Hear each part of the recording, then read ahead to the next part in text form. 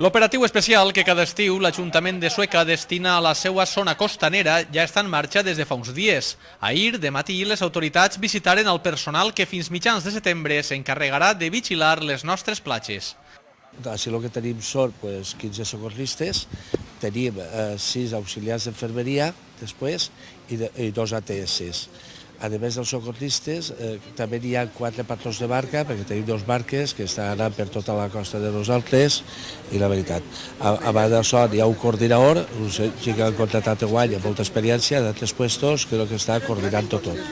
Després també tenim el tema de la neteja de platges, en la qual són 15 persones també treballant, a més tenim 2 tractors de garbelladora, més 2 tractors de netejadora també d'arenes, més altres tractors que hi ha altra persona que es contrata durant l'estiu. A banda de tot, diríem, tot el dispositiu de platges per a que la gent des de la llastra fins a la ratlla del terme estigui atesa de manera adequada, enguany sí que hem volgut incidir una miqueta més en les palmeres. De fet, dilluns vinent inaugurarem el nou passeig, que jo crec que millorarà molt el que seria la qualitat de la gent que estiu ací a les palmeres, i per altra banda, perquè entenem que fa molt de temps que les palmeres necessitava una inversió, hem fet en el Pla Confiança una inversió de 350.000 euros que en aquests moments està licitada i pendent d'adjudicar.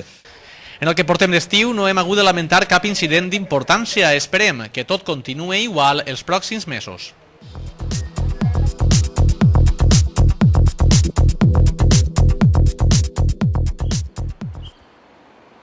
Ahir molts de vostès de segur que els sorprenia l'embossament que hi tingué lloc a la nostra ciutat.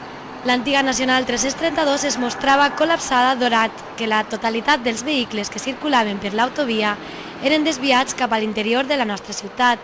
El motiu, la represa de les obres del viaducte de l'Ello que unirà pròximament el terme de Sueca amb el de Cullera.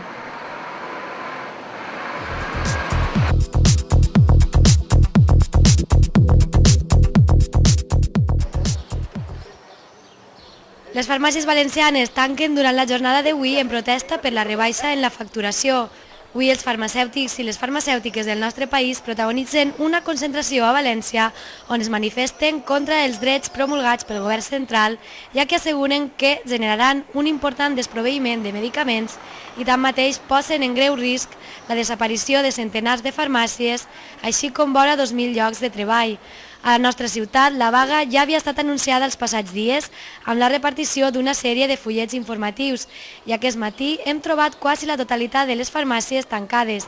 Només la farmàcia de Guàrdia està atenent els serveis més urgents per la finestreta.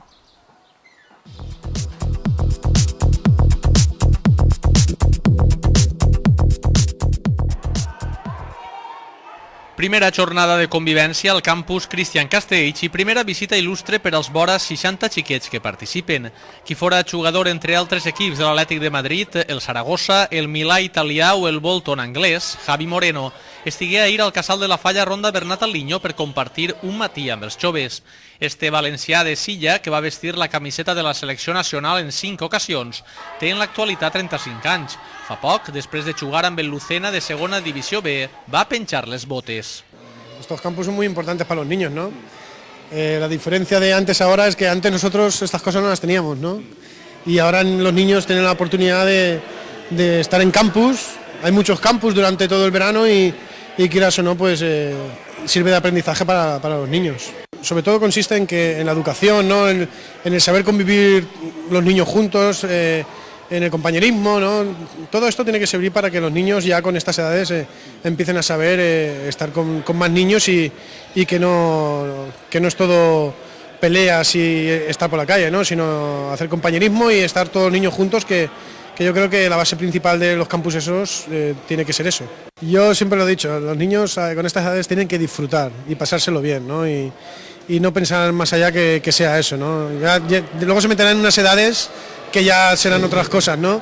Pero con estas edades yo he tenido la edad de ellos y lo más importante es que disfruten, que se lo pasen bien y que, como que te he dicho, ¿no? Que aprendan a convivir, a estar con más niños, ¿no? La educación es es primordial para que el mundo en general pues vaya mucho mejor.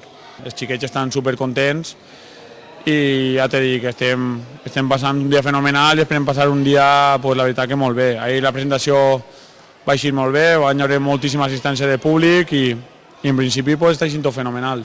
El divendres, si no passa res, vindrà Dani Bouzas, ja vingué ahir a la presentació i el divendres tornarà a vindre.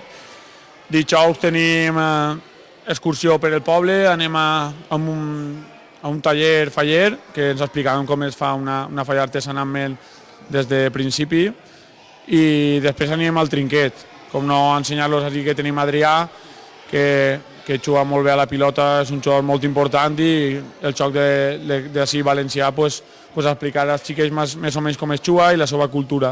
Com ha dit Cristian, el campus continua fins el pròxim dissabte. Els entrenaments al camp de l'infantil es complementaran amb diferents activitats paral·leles.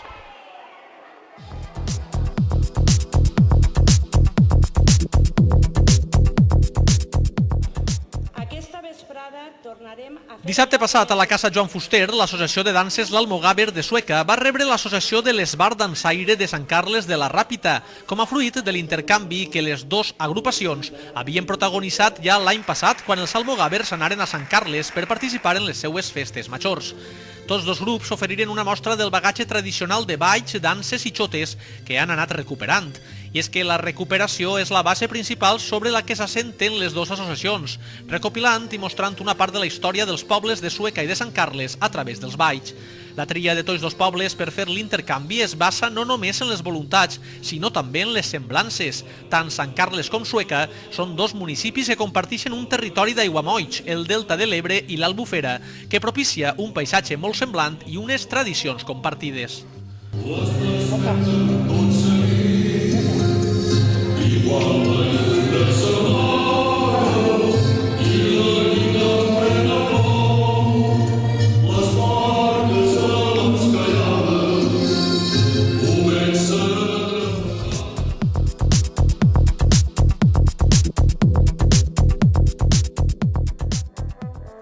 I acabarem este temps de notícies amb imatges del concert de música clàssica que el conjunt de música de cambra del Centre Professional Vicent Vera va oferir divendres passat al claustre de l'antic convent dels franciscans.